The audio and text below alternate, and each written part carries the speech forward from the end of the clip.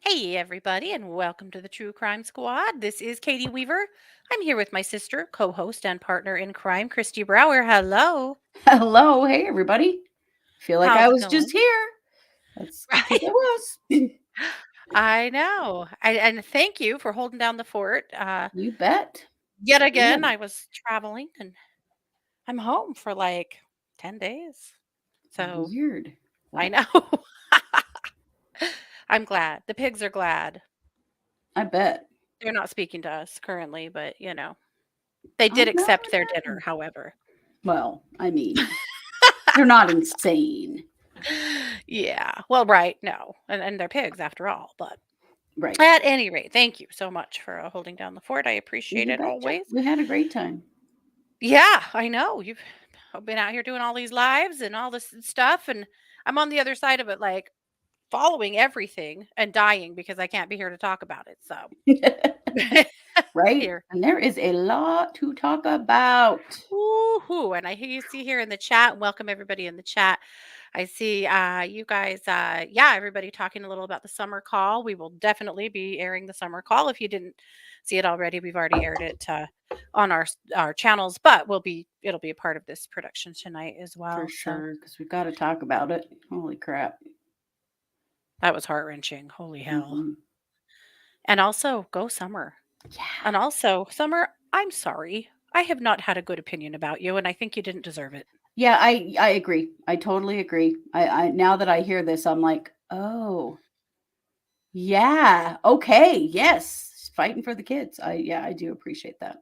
Yep, absolutely. It's interesting because I've got a little different attitude towards Zulema than I did. Mhm. I still have some contempt for her. She knew about Charles.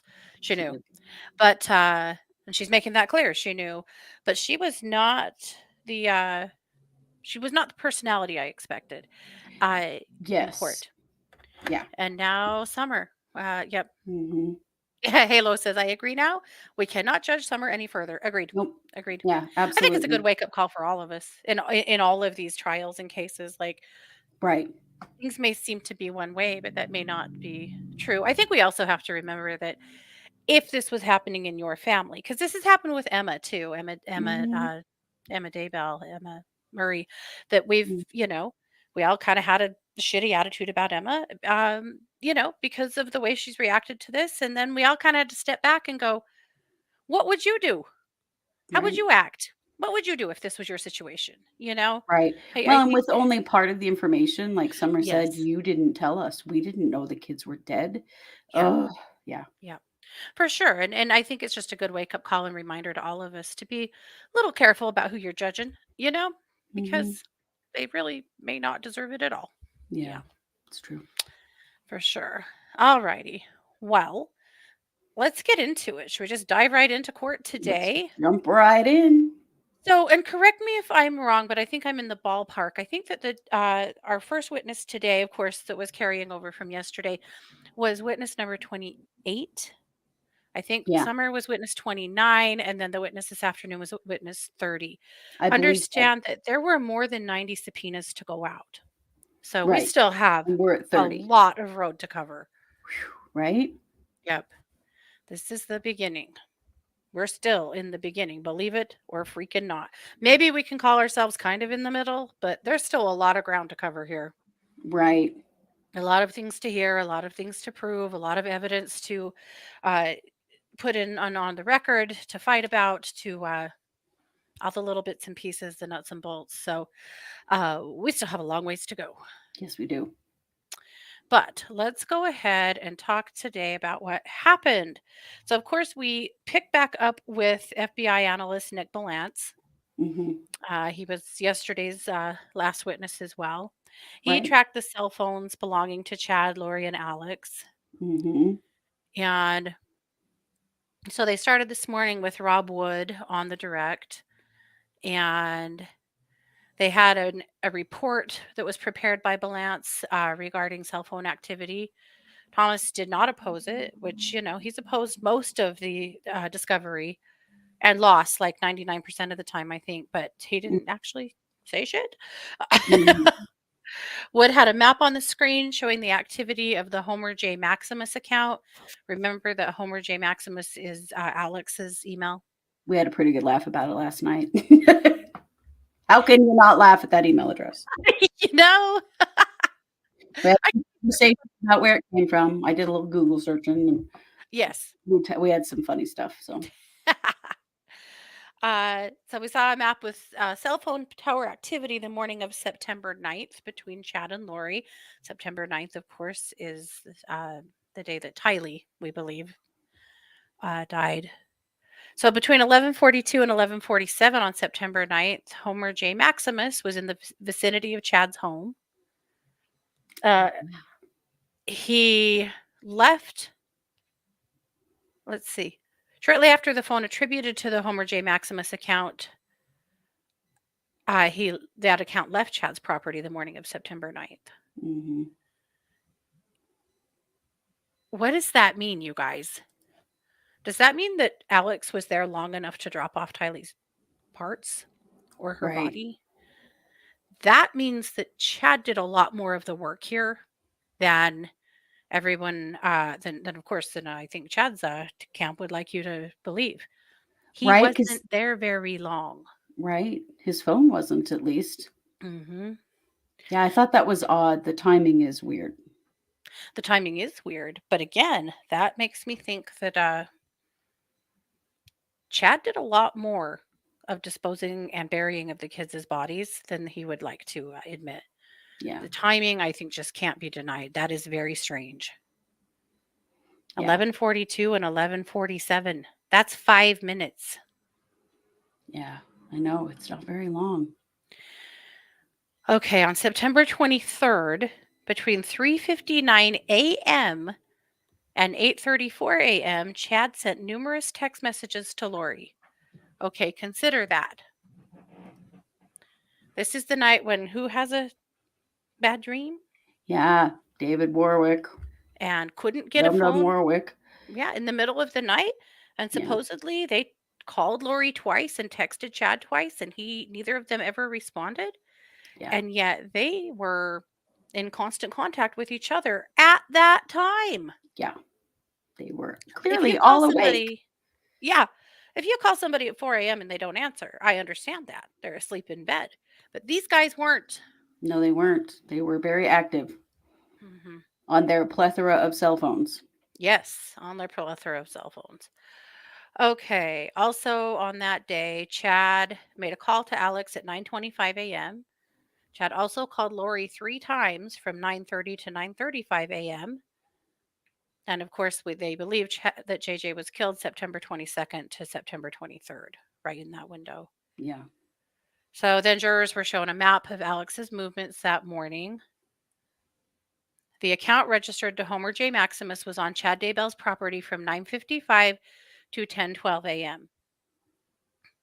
Again, only is 20 that enough minutes. time to dig a shallow grave? Right. No, it's not. Chad had already dug the grave. In my mind, Chad had already dug the grave. Alex came out there.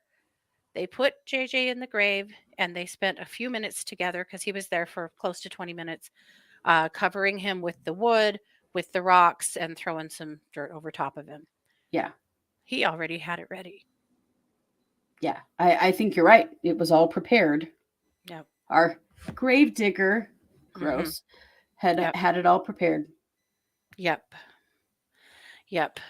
I think this is, and we heard all this, I think, back in the day when at Chad's preliminary, but I don't, maybe we didn't hear all these times, or maybe we did and it just didn't sink in, but I don't it think we really got the hit me time today. frames. Yeah. I think we got that they were there in the morning or whatever, but I don't think we got the actual times like this. Yeah. So Balance talks about the Homer J. Maximus account history from 10:12 to 10:20 a.m. on the same morning. It was on Chad's property at 10:12, but 8 minutes later, it had left the property and was south in the Rexburg area.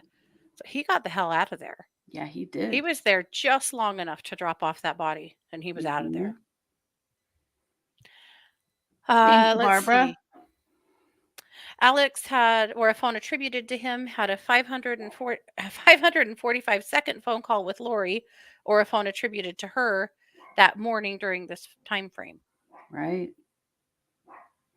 So they're all in communication at the same Mhm. time. All around this time. These bodies are being buried. I mean, come on. Like they were just talking about other stuff and not what they were Mhm. doing. Yeah, right. Yeah.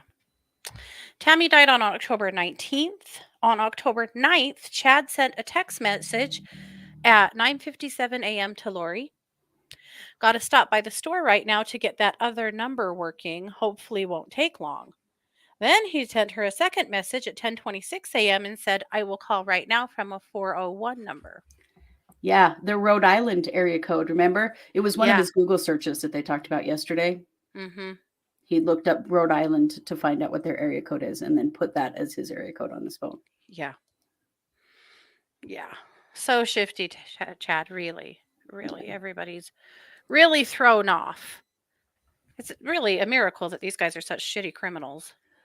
Well, and it's a miracle that we have the capability now. I guess it's a miracle. It's also somewhat terrifying to think about how much they were able to put together about what these guys were doing Yeah. using their phones, their phone accounts, their Gmail accounts, like the way that this is all, you know, stitched together is unreal. Yes, it is. Agreed. Agreed. Absolutely unreal. Okay, so moving forward, at 10:27 a.m., a 401 number calls Lori. That's the number attributed to Chad, so we know they're in contact here. Of course, October 9th is the date that Tammy Daybell reported a masked man with a paintball gun that tried to shoot her in her driveway. The Homer J. Maximus account was tracked to Lori's Rexburg apartment on the afternoon of October 9th. He then moved to his apartment. Around 2:42, the account starts to move towards Idaho Falls. It's tracked at or near Sportsman's Warehouse in Idaho Falls at 3:17 p.m. Hmm. Buying one of those 46 fucking guns? Yeah. Probably. Uh-huh. I'm guessing. And what else? I mean, they had said, I had heard in the past, and maybe this is going to be proven wrong, but I had heard in the past that the silencer that he was using was homemade.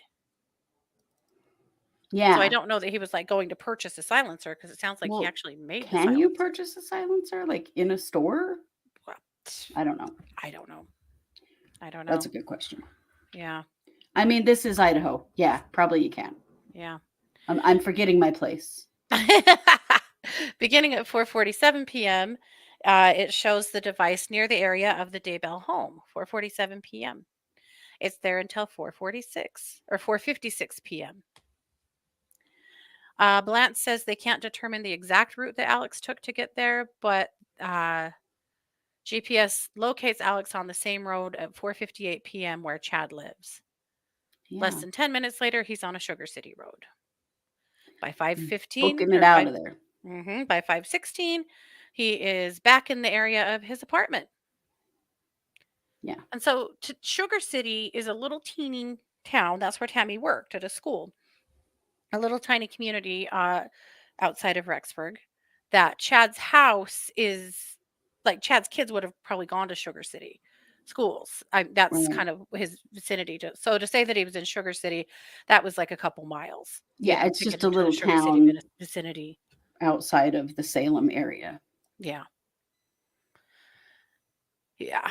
So numerous text messages were exchanged that night between Chad, Lori, and Alex from 5:28 to 10:31, saying things like, "Oh shit, I missed. Yeah. Thank God she thinks it was a paintball gun. Yes, you know, this has Mhm. happened." Lori screaming, "You're such an idiot. You can't do anything right." We've Yep. heard the other end of that conversation, haven't we? Yeah. Balance says Chad texted Alex 6 times that night. The first message was sent at 7:30 p.m. The last message was sent at 10:29 p.m. So they were texting all night, a flurry of texting, trying to figure out what to do now. Yeah. Yeah, 'cause, it did not work. Yeah. And there were So, questions, in the Reddit group I was seeing today about why people thought it was a paintball gun. It's because that's what Tammy said. She thought it was a paintball gun, right. Yes. but it was not a paintball gun. It was a gun with a silencer on it. Yeah, she thought it looked like a paintball gun. The Mhm, silencer, because again, the silencer, as we understand it, was homemade, and that this was a it looked like apparently it must have looked like a toy to Tammy. Yeah. mhm. Also, because I don't think Tammy in the month of Sundays thought that somebody was gonna show up at her house and shoot at her in her driveway. No, I'm sure she went right to something like a prank because she would Yes. never expect that. Mhm. Halo Sugar City is a little town. It is an agricultural town. It's named Sugar City because in that area they used to grow sugar beets back when before sugar cane really took over. Yeah. Sugar beets were a real thing, and they still are in some places, but that's why Mhm. it's called Sugar City. They don't Mhm. grow sugar beets there anymore. I don't know if it's quaint. It's little. It's I little. don't- It's sweet. Mhm. Potatoes. They grow potatoes, lots of Yeah, potatoes potatoes out in now. there. Yeah. But it does sound quaint. Yeah, it does. uh, okay, so cell phone activity on October 18th. This is the day before Tammy died. Alex's cell phone was at his Rexburg Yes. apartment between 1:56 p.m. and 8:54 p.m. Text messages were exchanged between Chad, Lori, and Alex. There was also a call that was over 49 minutes long between Chad and Lori. Where was Tammy? Right? She would have been home that night. Maybe she wasn't, but He's how yakking it up with his dumb girlfriend for yeah, almost an nearly an hour. hour-long phone call with his girlfriend. I that was kind of I thought that was kind of interesting. It made me wonder, where is Tammy, right? Uh, Once the 401 number was activated, Balance said there was heavy interaction between Chad, Lori, and Alex from that number. So, a phone attributed to Alex Cox was located at a church near Chad Daybell's home around 10:07 p.m. on October 18th. Yeah. Chad told investigators that Tammy died in her sleep early October 19th. Three text messages were sent to Lori Vallow, one at 11:34 and two at 11:35 p.m. Balance says he is not able to look at the content of those messages. You guys, did Alex kill Tammy? Alex killed Tammy. This Alex was Cox's new phone. information. The Yes. hell was he doing out there? Alex Cox's phone traveled south from the area of Chad's home around 11:54 p.m. At 12:09 a.m. the phone is north of Idaho Falls. W- What? He So I want to show you a helped picture kill of the Tammy? back of Did kill Chad's Tammy? house. Right. So this is the back of Chad's house. This little A-frame deal is an add-on. The rest of the house is brick, it's older. This is an addition. This is the only part of this house that would have an upstairs. Mhm. When the police came to search the property on June 9th and subsequently discovered the kids, Chad was asleep in his bedroom upstairs, Mhm. meaning it has to be this little addition. Yeah, you see the Well, window there. There's obviously a room above that garage. mhm. Look at the door. Yeah. This is a back door. I mean, on the front of this house, there is a garage, a driveway. I mean, there's, places to pull in where their cars are typically parked, the people that live there. Right.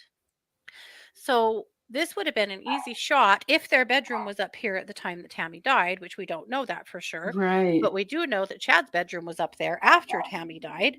Right. So how hard would it have been for Alex to slip in a back door and slip up to Tammy's bedroom and suffocate her?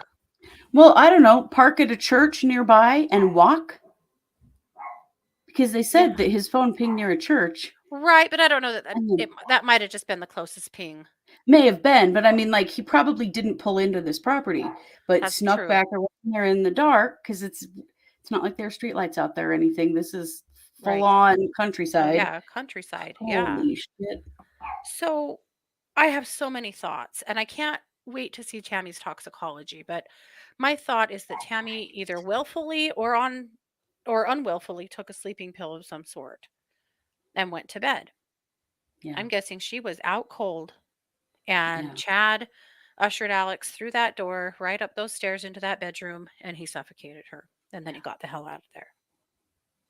Well, that would explain why her body was cold and stiff Yep. when the paramedics came the next morning. When he Mhm. said she died in the morning, no, she didn't. Mhm. She'd been dead for hours. To Mhm. be cold and stiff, she had to have been dead for hours. She would have to be.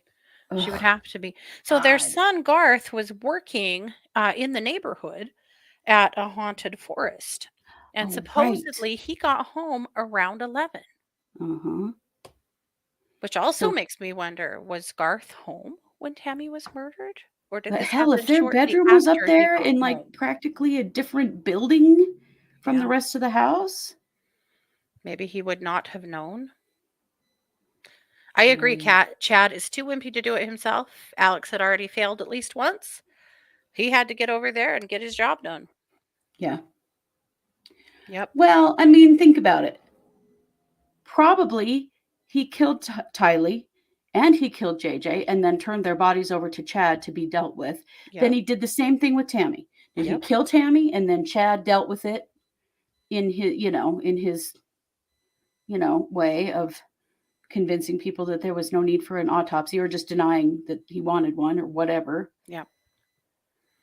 Yep. Wow. Well, and back to that. I mean, I know a lot of people have been really shocked that Tammy didn't immediately have an autopsy and that the family had the choice. Do you want an autopsy? Oh, no, it's okay. And you guys that live in other bigger places that have more skilled coroners are like, what the hell? Of Actual course, that real would have coroners? been, yes, that would have triggered an autopsy. Right. But you have to remember the patriarchal element in this town. Yep. Everybody here, or nearly everybody here, is LDS, and the men have the final say.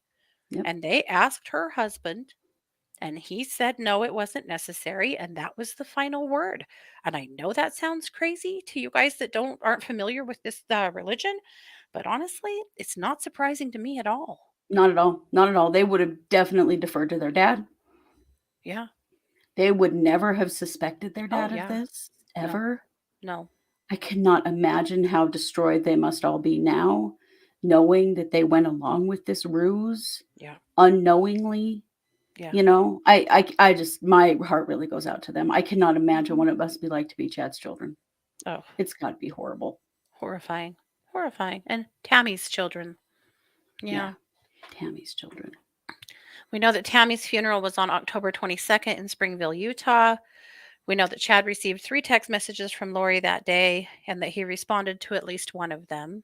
Yep, Balance says 2 incoming messages were received on Tylee's phone in Hawaii on December 15th. Police believe she had been dead for 3 months at that point. And that ended the direct. John Thomas came up for the cross. First, he asked Balance about his background and how he became an FBI special agent. Uh, Asked him about more about his background. He actually said the Daybell case was his first one as a member of the Cellular Analyst Survey Team, or yeah, CAST. However, he is very well trained. No worries. Then they went to recess, came back 10:45. Thomas asked Balance to describe how drive testing works.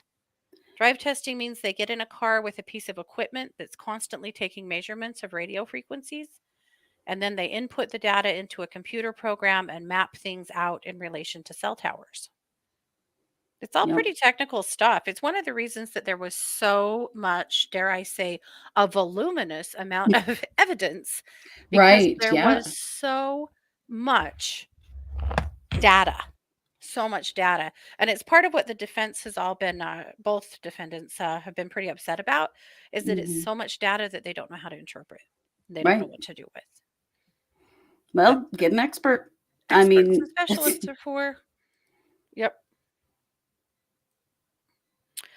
Uh, Thomas, referencing the charts, said, "Great charts if you know what you're doing and what you're looking at, but for a layperson like me, it's difficult."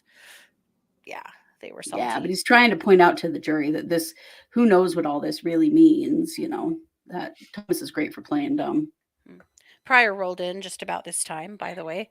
Yeah. And also, by the way, while I'm on the topic, there is a status conference for Chad on May 5th Yep.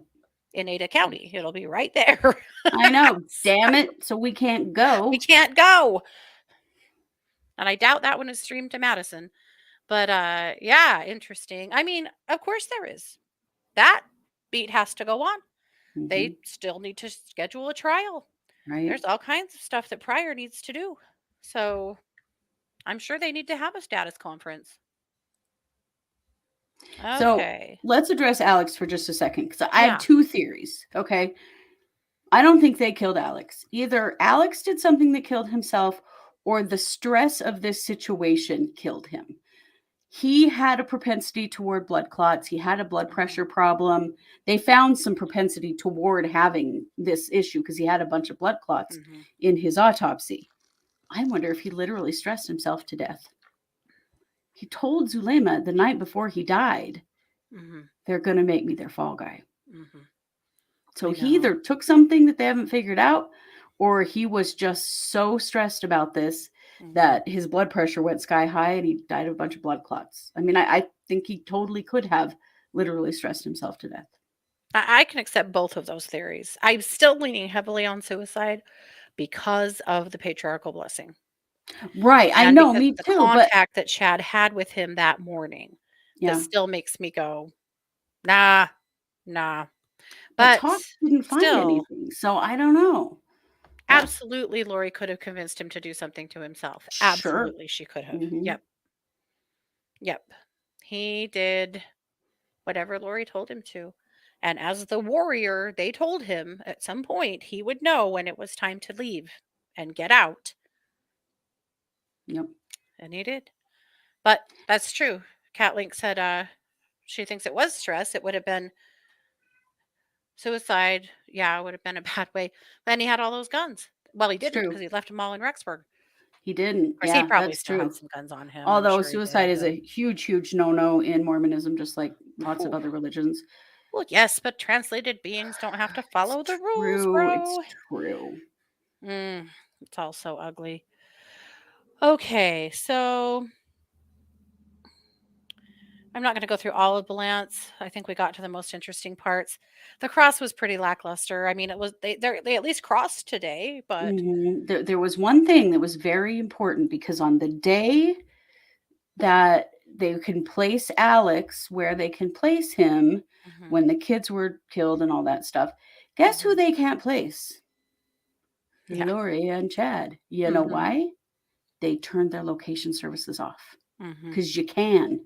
yeah, And you know who they didn't tell to do that because he probably wouldn't have known on his own? mhm, Alex. yep, There are no location services for Chad or Lori on those yep, days. yep, Kawinky dink? yep, I think not. And I bet you that Alex wouldn't even know how to do it or would have needed them to tell him. And that yep, they planned to do it themselves so that it looked like it was all him. yep. I think that's absolutely true. And then, of course, the day that Tammy died, Lori was her phone was tracked in Hawaii. We know she was in Hawaii when Tammy died, Yeah. but we also know, you know. Oh yeah, the EMTs gave him Narcan just in case. Yep, Yep. that was just a somebody goes That's just down. standard protocol now. Mhm. Just in case. Yep, I know that everybody picked that up like it could be a clue, and it could have been, except for that it's just standard procedure anymore. So, Yeah. yep. Okay, so let's talk about Summer because right after that, Summer came to the stand. People were seeing Summer in the courtroom earlier that day, so we figured this is what was coming. And we also knew that this phone call was out there, and we hadn't heard it yet. So we've been very interested. Summer, according to Nate Eaton, when Summer walked into the courtroom this morning, she smiled at Lori. When Summer comes to the stand, Lori looked at Summer and smiled at her. Uh, Boyce had noted that Summer is there representing Tylee, so she is allowed to observe other witness testimony. And she was there yesterday as well. Uh, so they start out by asking Summer, what her relation is. And she says Tylee and JJ were her niece and nephew. She said she played an active role in the lives of JJ and Tylee. She said she learned they were missing December 2019. She said she was not in contact with Lori at the time and did not know where she was. She was crying. This was really, really hard for Summer, and she Mhm. really did the best she could to maintain herself. Yeah. Was extremely hard. Uh, Rammel asked Summer if she spoke to Lori about the missing kids. She said that they spoke in February 2020. So this would have been when Lori was extradited from Hawaii back to Rexburg and initially put in jail. Yeah. Summer said, I don't remember the exact wording, but basically she told me she knew where they were and they were safe. Pretty much the same thing she told Colby, Yeah. right? The kids are safe. We're going to be together again soon. Don't worry about it. Everything's fine. Bad guys after me, that routine. Yeah. Blah, blah, Uh, blah. Bullshit. yeah. So then, of course, when Summer learns on June 9th that the kids are dead and that they were buried in Chad's backyard, she said, I felt lied to and my trust in my sister was broken. On June 24th, 2020, she received a request from Lori to call her. So Lori put a request through the Telmate system to call her. Mm-hmm. And Summer did. Now, so we're going to play the call. A lot of you guys have already heard it. We have cleaned up the audio and turned it up as much as we can. It is very hard to hear. It's You hard still to makes hear. you need to turn your volume up some, but I Mhm. did raise the level a bit and clean it up a little bit. So there's not as much of the like shrieky sound in the background because that's really tough to take. That's hard. And also, Summer is crying so hard through Yeah. most of it that that's a little hard too. Crying and And it's just hard on the screaming. heart. And screaming. She takes Lori to town. She Yeah. does. So let's go ahead and you want to get that going? Yeah. Sonny. Hi. How are you? Not good. And how are you? Not good.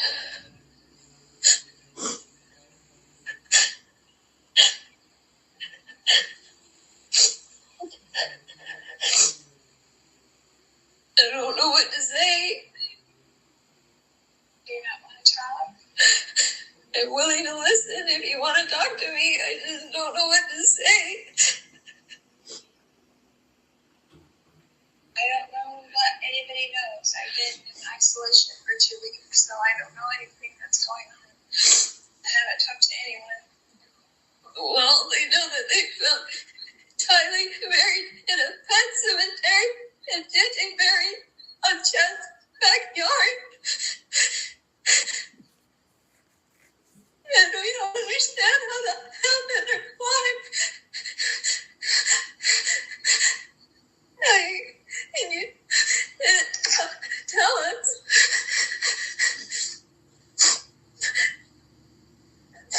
They were devastated.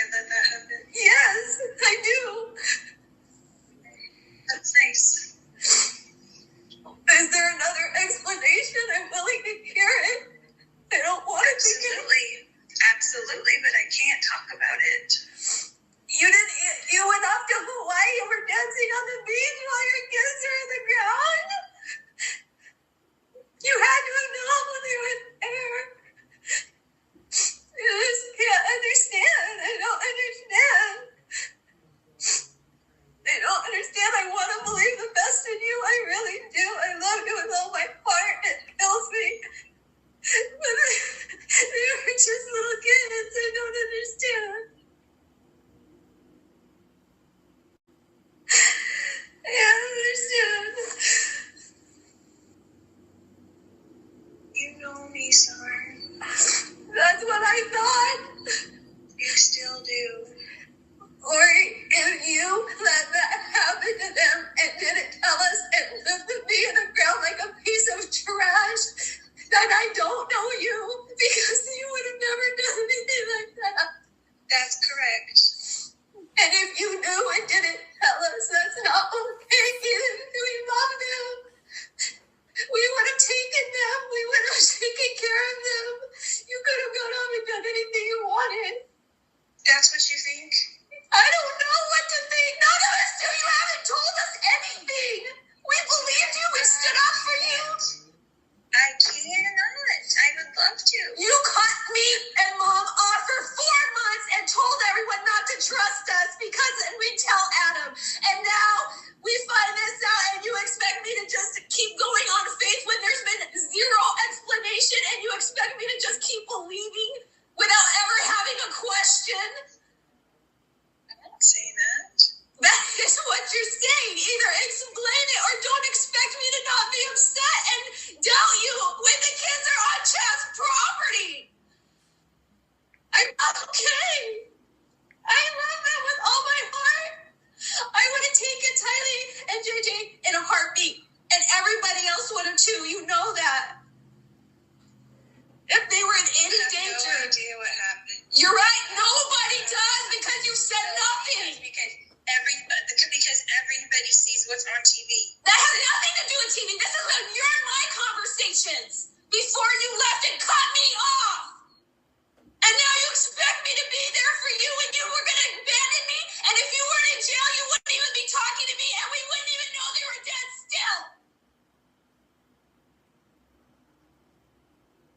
This is your opinion. Yes. I deserve more than that. I've been there for you like a rock. And I went on TV and defended you. I've done everything to defend you. And I still would right now if you would tell me the truth. I would love to. Well, then. Love to. You didn't want to in October, November, December, January, or February when you weren't in jail. Why didn't you tell us then? What? You didn't call me when Alex died, which now I'm glad he's gone, if he was a part of this, but you didn't call to tell me Alex died or that your kids are gone? Nothing? You don't think that's going to cause pain throughout our entire family? That's never my intent. Well, You don't think I'm in pain? no, I don't. I think you were dancing on the beach having a great time. Getting married. And you took pictures to prove your kids don't deserve a burial, but you need to get wedding pictures? You don't think that's upsetting? Nobody knows. I'm sorry, honey. Then nobody knows except for you and the Lord. Yeah, ask him. I have. And guess what? I don't have one scripture that says it's okay for children to be thrown away like garbage in the ground. And that that's okay. There is nothing in the scriptures that is godly about hurting a child. Nothing. And they deserve a proper burial with family that loves them at the least. I can't support that. That's hurtful to everyone. That's the most selfish, incredibly selfish thing I can think of. I can't think of anything worse. I don't understand. I don't understand. This is not my Lolo that I've known and loved. I've never even seen you be upset with your kids. I went to bat for you and said that to everyone. I never have been upset with them. I never have been. How can you just go on without them, without any upsetness, and without telling us anything, and then expect us to understand? Nobody knows in the world. Nobody in the world knows what I've been through. And I don't expect you to. All you've seen is what's on TV. No, that's not what he says, and all the influences of all the people around. Okay, so now I'm deceived. No, Everyone in the world is deceived except for you. No, I'm not saying that at all. I'm not saying that. I'm saying nobody's seen me on the floor crying. Nobody knows what I've been through with my children that I love more than anything. Lori, Mine. you were dancing on a beach with a smile on your face, taking wedding photos. Yeah, months later. You don't Trying think to go on with life, trying to be happy, trying to find some kind of happiness. You think I want to be alone? Do you think that your mother and your sister and your son don't deserve to know that the children are gone?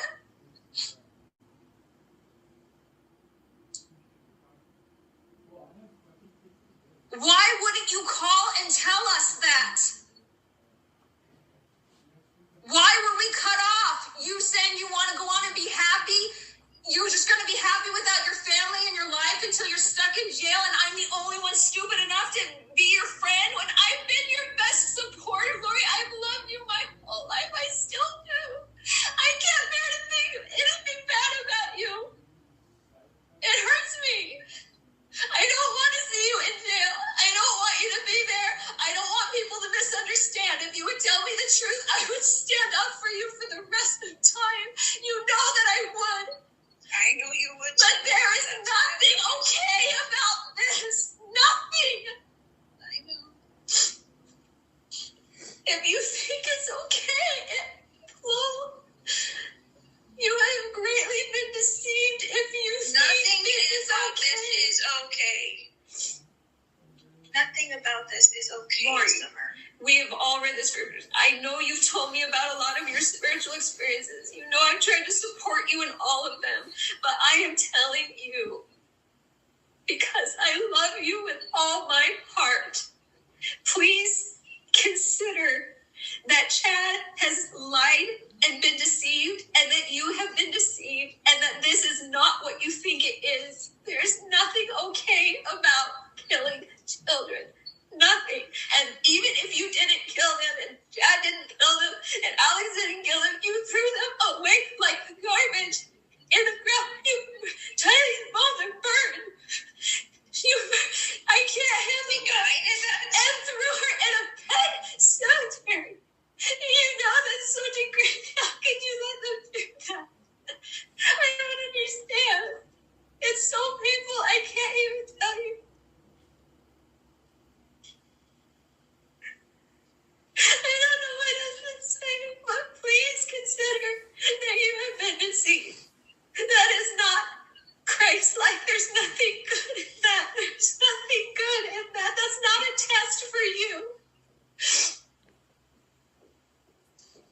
They were innocent. And they were loved. And they didn't deserve to be treated that way. And who loved them their whole life and took care of them their whole life? So why would you let them be buried that way?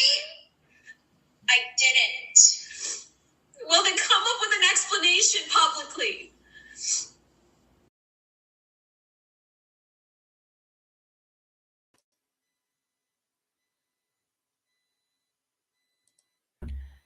Whew.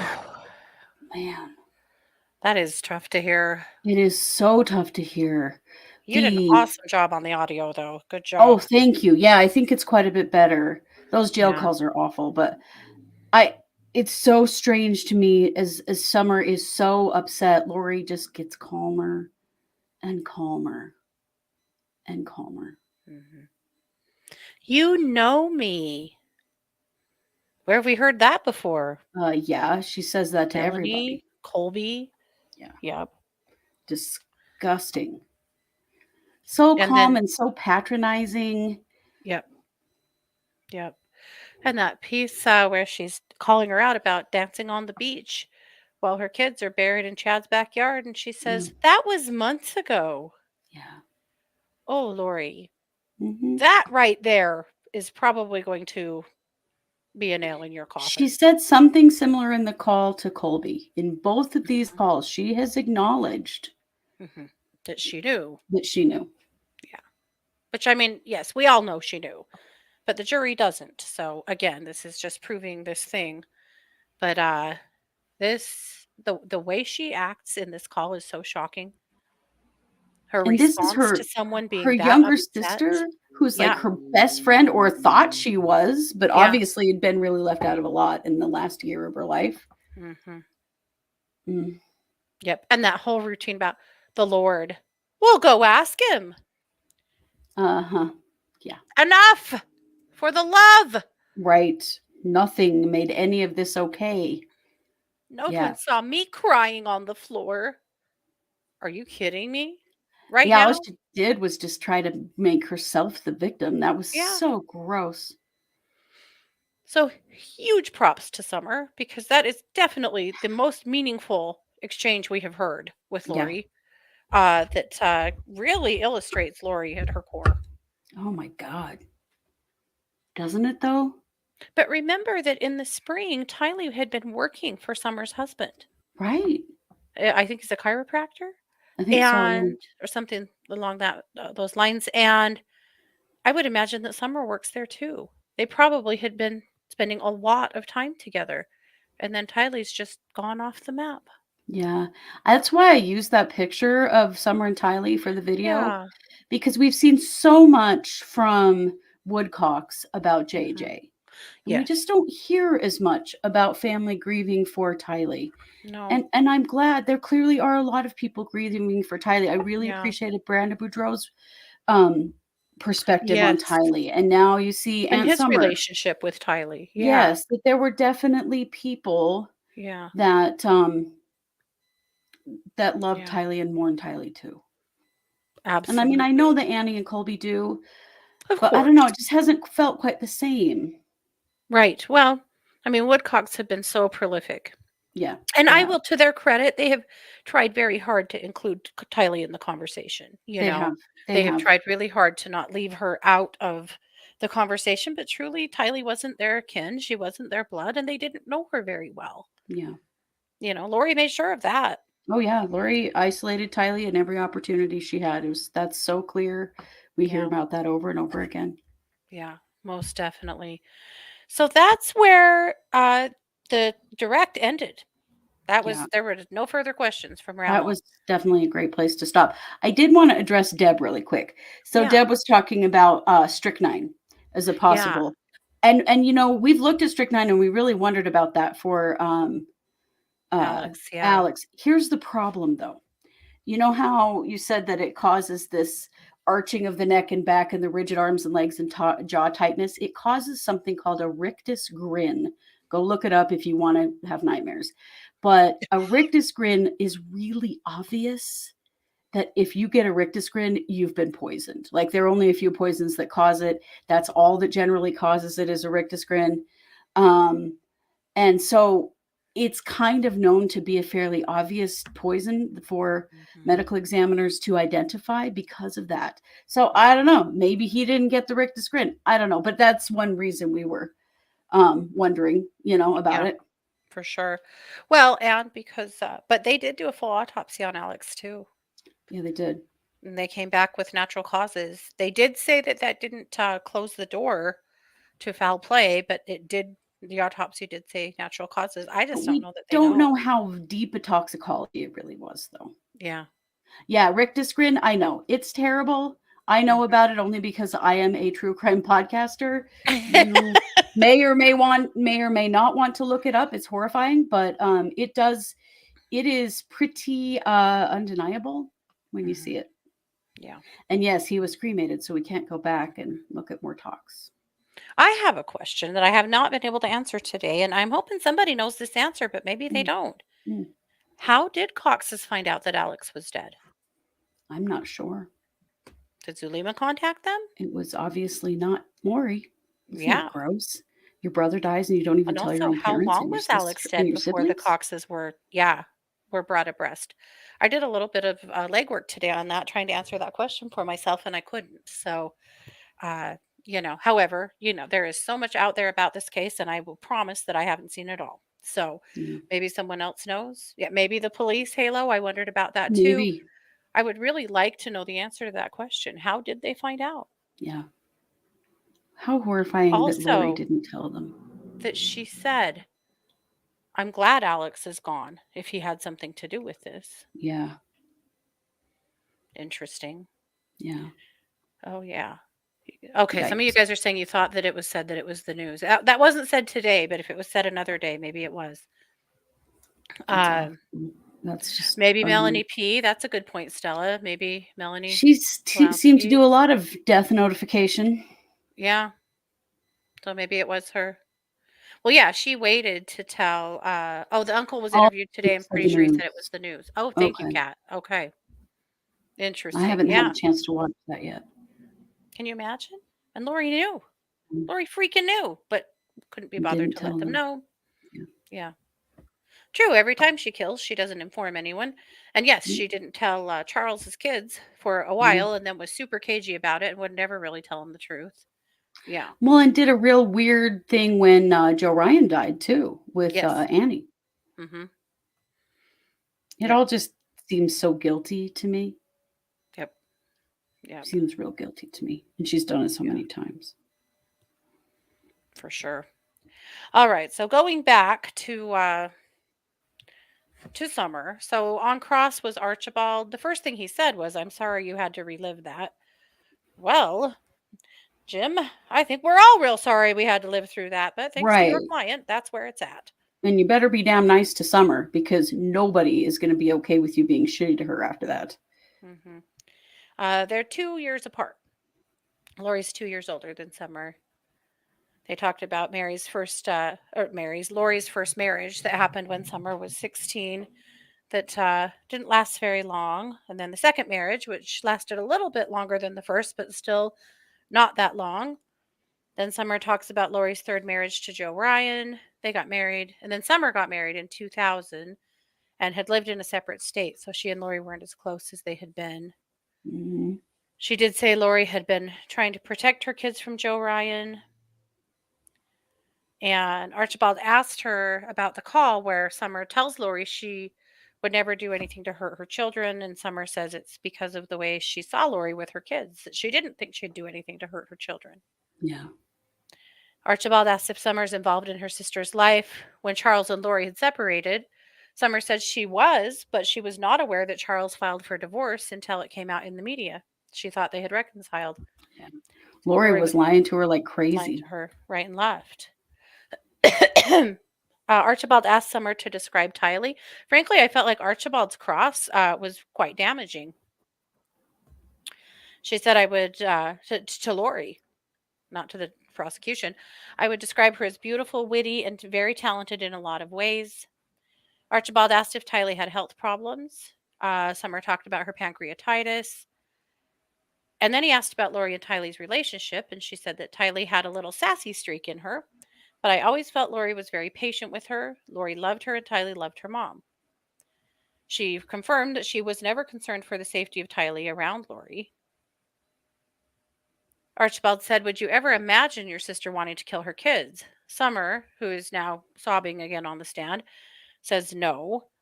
Archibald said, would you ever imagine your sister wanting to conspire to kill her kids? And Summer says no. Summer in late 2018, Lori and Alex both brought up multiple lives and multiple creations to Summer. She said it was a new teaching and not consistent with their religious teachings. Right. She said it was new to her. Interesting how everything they do and say is a teaching. That's very Mormon speak. That is very Mormon speak. Yeah. Yeah. Before 2018, she had never talked to her about past lives, about zombies. But she did tell her about her ability to cast out evil spirits and the dark and light scales. Again, this was brand new terminology to Summer. Archibald asked Summer if she was concerned about the new religious beliefs. She responded, of course, I care about my sister, but I don't really know what to think about it. Summer then describes Alex as fun and hilarious. This, I think, was important. Fun and hilarious, but sometimes crude. Most weekends he was at her house playing with her kids. Alex suffered a brain injury as a teenager. Never heard that before. And Summer believes it affected him. He seemed stuck in making teenage decisions. He got in his car accident when he was 16 and made decisions like a 16-year-old for most of his life. Yeah. It explains a lot Interesting. about It Alex does. and about the way that he puppy dogged Lori and, Mhm. probably Yep. didn't make his own decisions particularly well and needed help and guidance a lot. Yeah. Yep. Right. And what made him so easy to manipulate. Yes. Yep. Absolutely. Yep. Okay. Archibald asked Summer if she's in touch with Colby. She confirmed that she is. And Archibald says Colby testified that Lori changed after she met Chad, and Summer agreed with that statement. No further questions. So Rammel on direct, or back on redirect, says he asked her to recall on that phone call that Lori told Summer the kids were safe, the phone call in February. And then he said, Ms. Shiflet, she lied to you about them being safe, Rammel says. I believe so, Summer says. Kind of surprised they didn't, nobody objected to that statement. Yeah. But, It's kind of a statement, not a question. no further questions for Rammel. The next witness is Rick Schmidt. He's a retired police Rexburg detective. Yeah. He worked at BYU, Idaho in public safety and retired from the Rexburg Police Department 2 years ago after 21 years of service. He was one of those guys that was of the Ricks College illegal police force, I think, that then Well, he was had a to he was transition a over to detective. Rexburg Police. Yeah. And he was a detective and then he went to work for public safety. Oh, okay. He was on the other side of that. Okay. Yeah. So, and I thought he did a great job. He did. Rachel Smith was on direct, and so they talk about the Jeep. That's when he first came on this case, when they were surveilling the Jeep, like a lot of them were. Mhm. On December 17th, he was assigned to go with other detectives to Springville, Utah to interview family members of Chad and Tammy Daybell. Yeah. Because, shit went down in Rexburg and it didn't seem right. And that's when they finally started figuring out that something was wrong with this whole thing with Tammy. Yeah. He talks about investigating changes in Tylee's Venmo account, about receiving footage from the Fremont County Sheriff's Office that showed the entrance to Yellowstone National Park, where they were, as we know, visiting. We've seen all of this. Mhm. He was able to get more video from Yellowstone. He found video of Alex, Lori, and Tylee visiting the park and at the gate. On February 2nd, he went with Chuck Considus to Self Storage Plus after the owner released surveillance video to EastIdahoNews.com. Police obtained the video and noticed many days where Chad, Lori, and Alex were visiting the storage facility. In some ways, Nate was one step ahead. He obtained some evidence before the police did. That happened a few times, but so they're talking about all of the trips back to the storage unit, about that they got a spare tire and a car seat out of the Nissan Rogue and put it in the storage unit. And the seat itself looked like it was from the Jeep Wrangler. Remember that Brandon Boudreaux said that the back tire that's like on the back door of a Jeep wasn't there. It was in the storage unit, but yeah. Anyway, this well, is and that it's thought that Alex laid in the back of that Jeep with the seat out. They took the seat out so we could lay in the back to shoot at Brandon Boudreaux. At one time, Alex came and took a bunch of totes along with a long rifle case. On October 22nd, Alex took a gun storage case and tote out of the storage unit and put it in his pickup. On October 28th, he took 4 gun storage cases and put them in his pickup. How many guns were in his storage unit? I don't know. I mean, there were 46 guns, so there were a shit ton of guns everywhere. Yeah. Chad was with Alex on this visit. On January 2020, he went to the Unified Sportsman Club to see if Alex had visited. They admitted an exhibit showing records of when Alex had signed into the club.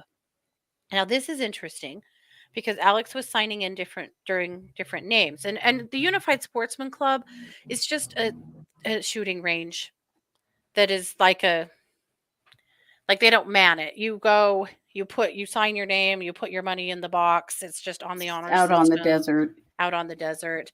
He was just out there to practice because he was a bad shot. But this is interesting because on the sign-in sheet, he signed in as Alex Cox. He signed in as just Alex and as C. Quint. His license plate on his vehicle was CP Quint. Well, Alex's favorite movie was Jaws. His family says he knew the words, all of the lines to Jaws by heart. Mhm. Captain Quint is a character in Jaws. Right. So he signed into the club on October 6th, 2019. On That October creeps me out because 7th, that's my favorite movie of all time. right? Not anymore. Peacefully in my jaws. What the hell? God damn it, Alex. Yeah. On October 7th, Sequent signed in again. Then Sequent, a whole bunch of times actually, signed in on a whole bunch of different days. Again, like this is just a place where people go shoot for firearms practice. There's no super official way to sign in. But Mm-mm. as police searched Chad Daybell's house on June 9th, Schmidt was assigned to keep an eye on Chad in case he left the property. He said at one point in time when the search dogs were on the scene, Chad got out of his vehicle that was parked in the driveway in front of the house. They were searching the area where JJ's remains were and found Chad facing towards that direction. At that point, Lieutenant Ball and Hermosillo came over to talk to Chad. He said at some point in time, Chad went back into the house. He came out with a backpack and got into his vehicle. He sat there in his vehicle and then drove across the street to his daughter's house. At some time, Chad came out of Emma's house, got in his vehicle, and started going south on 1900 East in Fremont County. He was eventually stopped and arrested. Yeah, he panicked and tried to run. And as we know, while he was doing all of that waiting, he had a phone call with his attorney, he had a phone call with Lori, and he transferred $8,000 into three of his oldest, or his three oldest kids' bank accounts Yep. from his bank account. Yeah. Okay, so Schmidt says that after they arrested him, they took him to the Fremont County Jail and then came back to the house. And he was assigned to help search the fire pit and pet cemetery areas. They found teeth. He found teeth, burned pieces of bone, and burned human flesh. Mhm. Nate had said that the Woodcocks did not attend this afternoon. And They so must have known. they're always there. So he figured they probably already knew that there was going to be some hard shit today. Yeah. Boy, was there. The phone call was hard. Oh. Mhm. So he says this was interesting. He said some of the dirt was pretty hard and it appeared somebody had put concrete or cement in the ground. Interesting. So Chad had Mhm. taken some steps to try it. And I was thinking about this with my husband. We were hashing this out. Like, surely he didn't think that pouring a little cement in the earth would keep that from someone digging through it. And we realized this was probably to make it too hard for a local dog to dig into Yeah. or other, Yeah. pest. He was Keep probably trying to make animals the out of ground it. hard enough to keep animals out. So one thing that happened after the kids were missing, Lori has gone to Hawaii. She's come back. Now Chad's just living in his house, just hanging out while Lori's, in jail.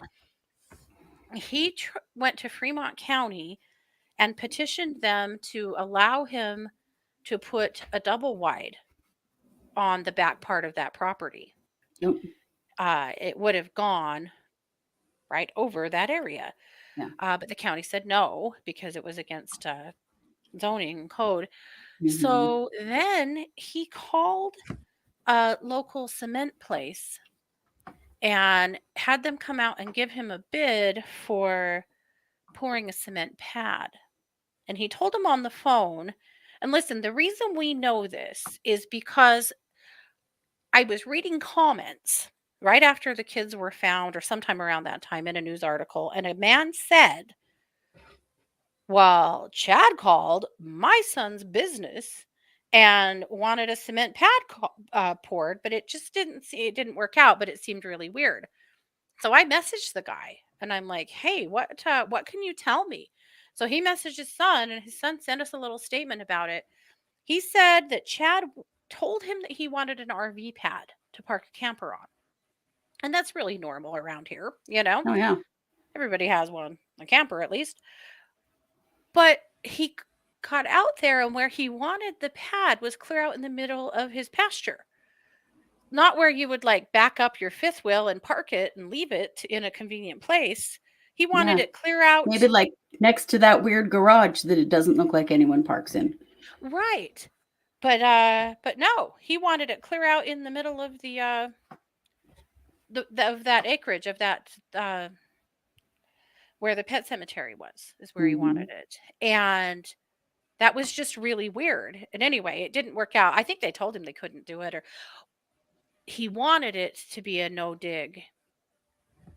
He wanted it to he Right. said he wanted them to not dig into the earth, that they wanted to float it on top of the earth, and for whatever reason it didn't work out and they didn't end up doing it. I think they said no. They I were think like, they did "This is too. weird. We don't know what this is. We're not doing it." We're not doing it. Well, I believe they told him they would have to dig into the earth a little bit to be able to put it in. Well, yeah, And you he don't said just pour absolutely no cement on digging. top of the ground. hmm They dig down and, flatten it and probably put gravel under it and all that stuff.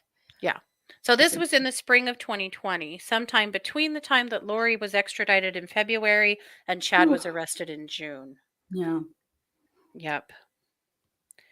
So no, this was after the kids were buried. Yeah. This was after the kids were buried. Yeah. So anyway, I was thinking about that the other day about that. He was trying so hard to cover that up somehow. Yeah. So let me get back to my notes here. They did call in a backhoe at first, but eventually, when they started coming across body parts, they made the decision not to use the backhoe anymore and just dig by hand. Yeah. Uh, and that's what they did. They found a melted green bucket that contained Hiley's remains.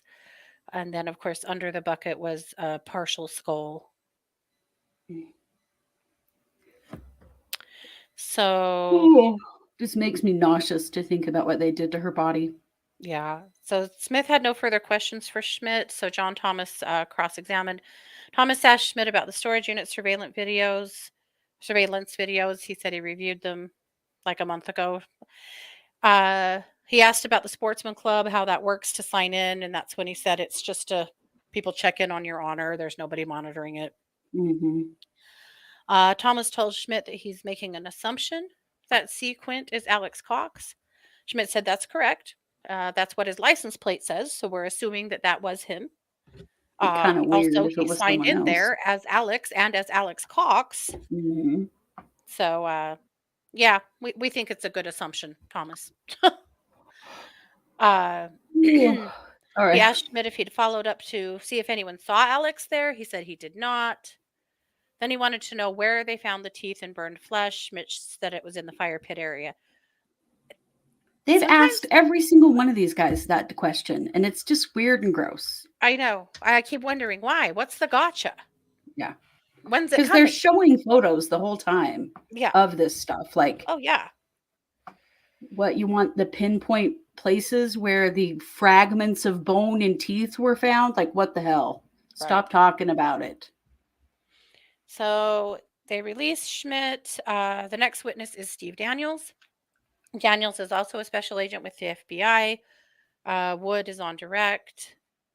Daniels has worked for the FBI for 25 years. He's been through the evidence response team training at Quantico. Very well qualified to be on this case. Yeah.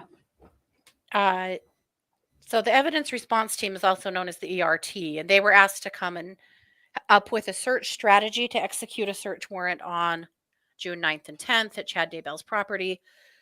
Of course, they were looking for human remains and other evidence of crime. Police got to the Daybell property on June 9th. They were prepared for a week of work. Yeah. And 8 ERT members were tasked with the role before they got to the house. Oh, no, sorry. They prepared for a week. At any Oh, rate. right. Okay. Yeah. One person was the photographer and created a crime scene login sheet.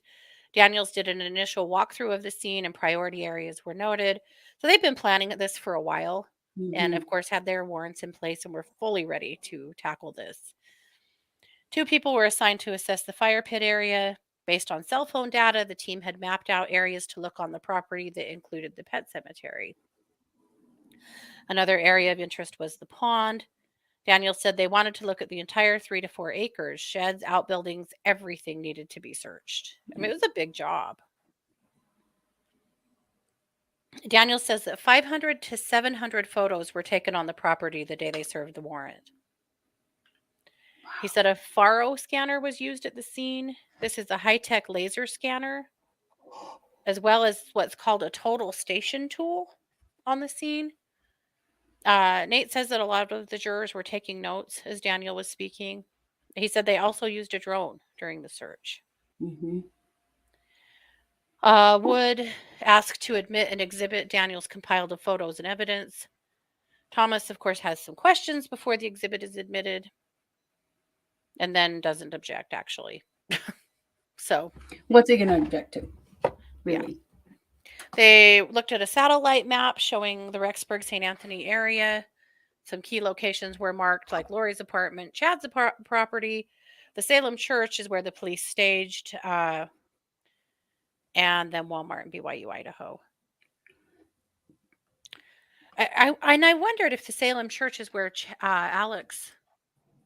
There was a couple of times that they said that Alex had left his vehicle at a local church, and I wondered if it Mhm. was the Salem Church. That's not Yeah. very far. No, it isn't. I would assume that was the church they were talking about out there. Mhm. Yeah. So what they had is, the picture that showed impressions or changes to the ground. That's what they were looking at from like a Google Maps perspective. Yeah. And once they noticed those changes, that's when they started processing that area. So, of course, there's the fire pit. And at first, they were using mesh screens that were brought in to catch any possible pieces of evidence, potential bones, jewelry, or anything else that could be significant. The smell was so overpowering around the fire pit area there that they actually took a soil sample for later testing. They found a necklace chain and a silver charm near the fire pit. We've never heard that before. Yeah. The total station tool mapped out sites where the bodies were buried. The information was used to measure distances on the property. At this point, they go to recess. When they come back, Daniel shows an image of the pet cemetery. In front of the dog statue were some disturbed areas where Daniels thought the human remains could be. They used hand tools before a backhoe. And then, of course, as we know, after they started finding stuff, they ditched the backhoe and went back to hand tools. Mhm. He said they showed an image of a piece of bone sticking out of the dirt.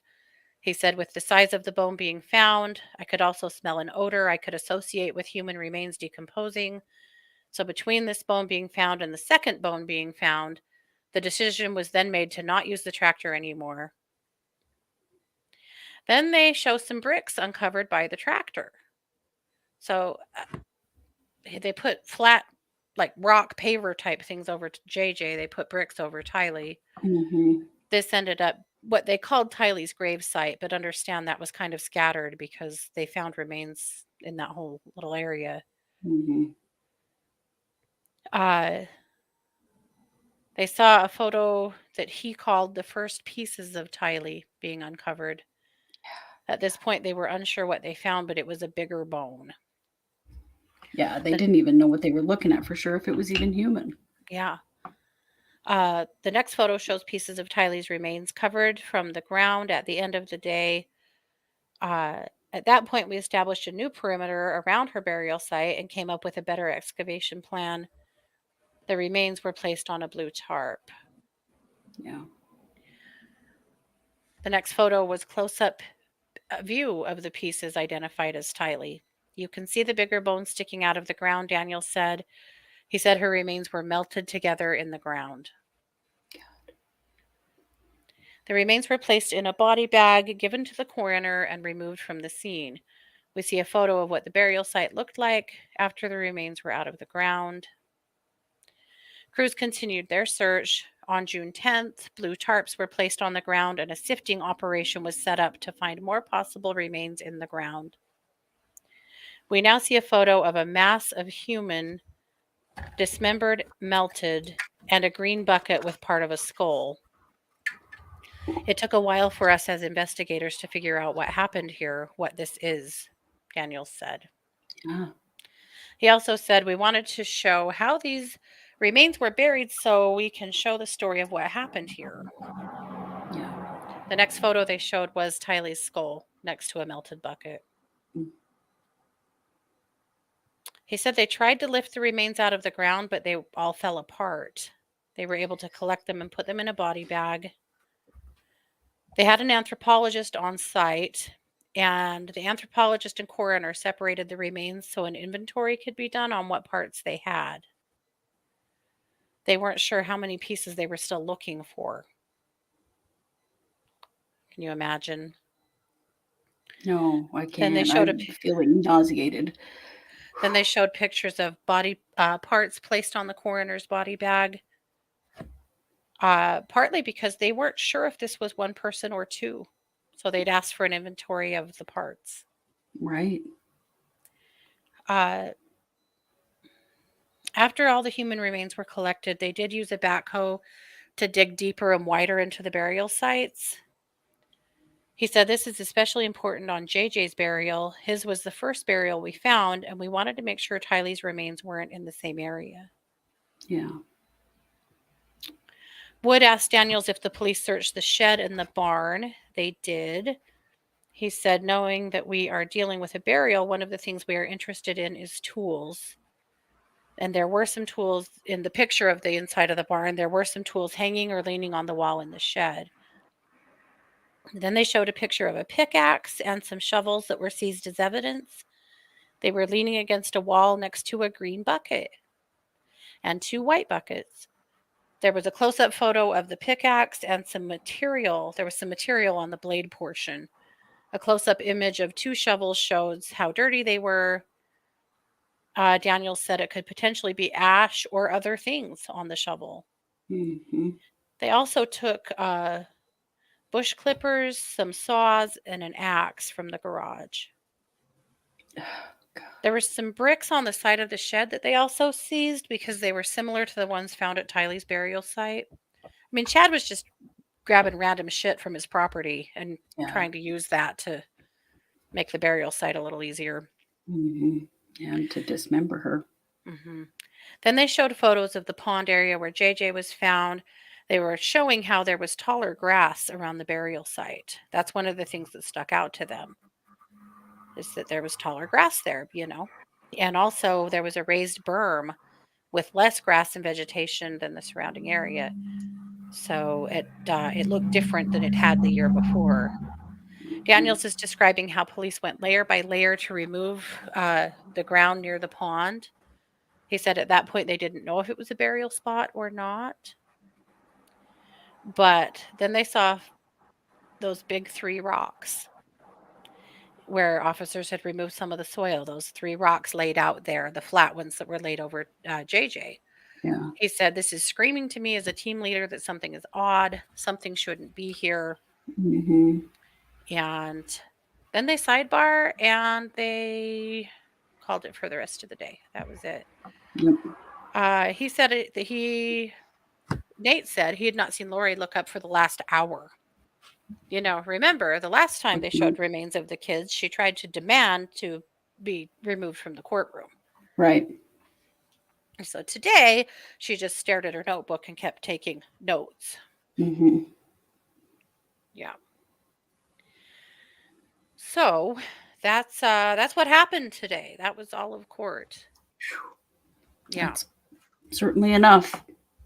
Right? My God. Yeah. Yep. Let's see. The Sportsman's Club is just a shooting range. Mm-hmm. It's like it's got all these like little facades of old time buildings and stuff. I used to live out near it. Yeah. Yeah. It's just out in the desert. There's nobody there manning it or anything. It's just Mm-mm. people just show up and sign in, and they're supposed to leave a certain amount of money to help to keep it maintained. Mm-hmm. Yep. So why didn't they target Chad's kids? Why just Lori's? Well, they didn't have enough time. Well, also most of Chad's kids were adults or older teenagers. Like they were practically out of the house anyway. They weren't But they dependent. also weren't countering their dad. Right. They It's weren't getting true. in the way and asking questions. There was no money to be gained, we think. Mhm. And so why? But like I said, they just didn't have enough time. They may Right. have. Who Yeah. knows? Had these two not been caught when they were, who knows who else they would have killed? Because Yeah. they had Who no else's kids were problem. going down? Because they were all supposed Mhm. to be kidless to be part of the 144,000. Well, some of Melanie Pulowski's kids had been identified as dark. Yes. That's Yep. right. It's a miracle. I mean, it's horrifying that these amount of people died, but it's a miracle nobody else did. And had they had more time, there would have been more deaths. I am absolutely Definitely. I certain don't of it. think there's any doubt of that. Yeah. Yep. So it could be Chad's kids could have been on the chopping block at some point. Some of them, we Oh just yeah. don't know. Yep. So that's it. Any more comments or questions? Or there's a lot of comments, but I know that we can't get to all of it. But that's kind of where things are. Yep. We'll see Oh, what comes I up wonder next how the week. jurors feel. It would be difficult to know there might be more gruesome details. I know I've thought Okay. about the jurors a lot. I'm sure you guys have too, in wondering. I mean, after last week, I'm sure they were going, "What Mhm. the hell?"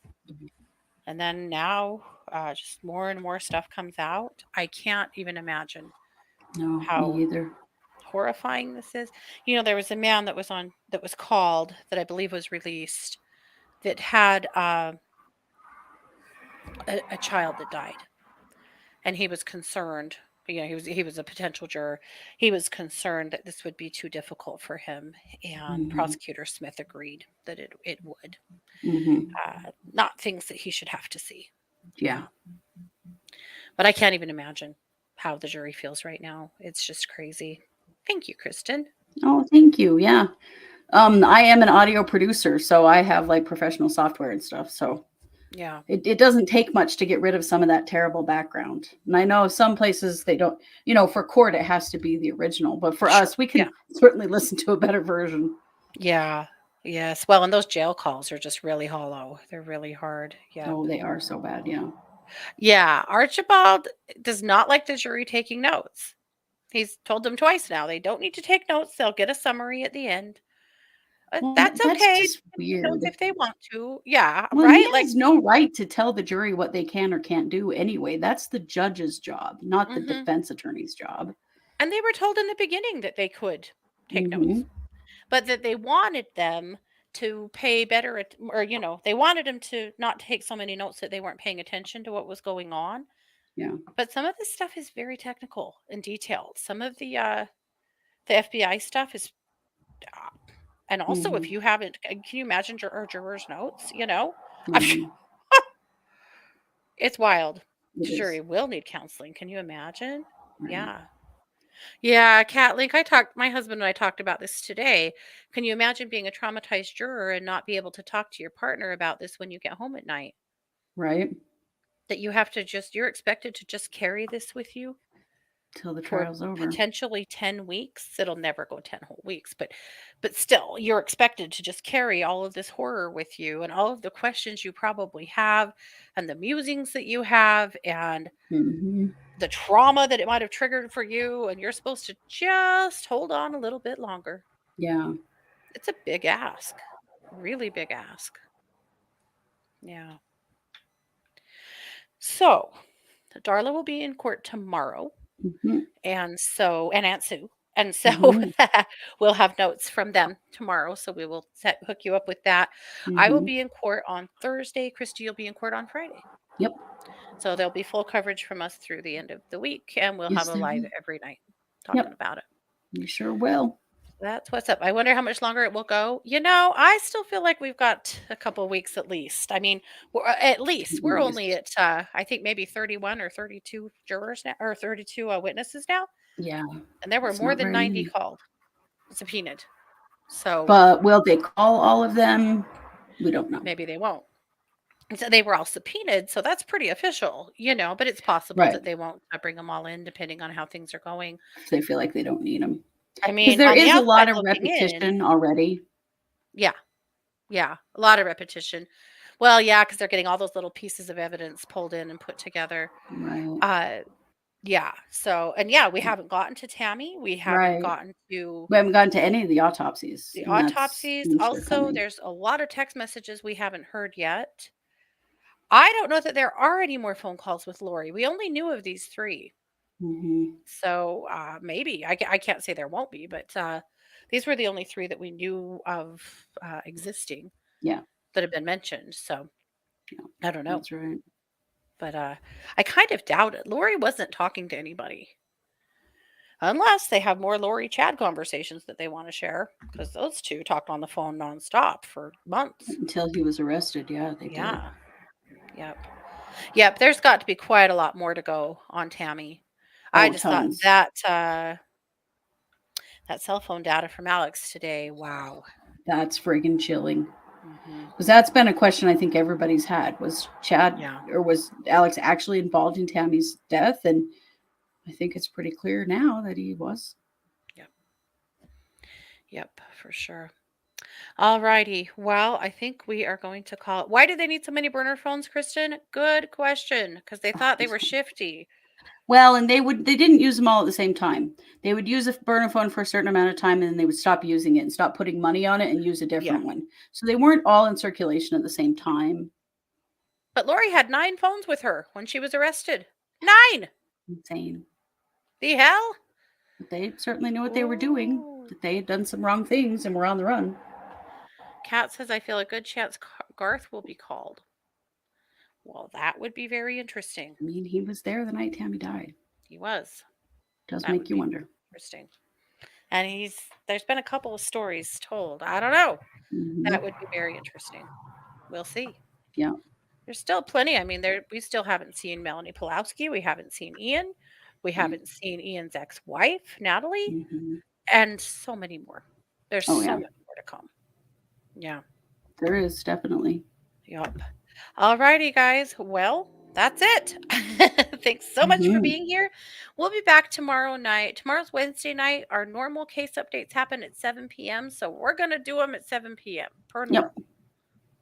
Yep. Yeah, Garth was on the grand jury list. Yeah, Was. so he easily Mhm. could be here. Yep, Yep. for sure.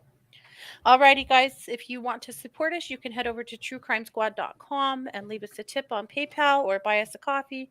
We appreciate it. We do. Obviously, this is an insane amount of work, but we are here for it. And Mhm. it's like all I can think about. I'm sure you guys too. So thanks so much for being here and all of your support, you guys. We appreciate you very much. This has been yet another production of the True Crime Squad. Bye, everybody.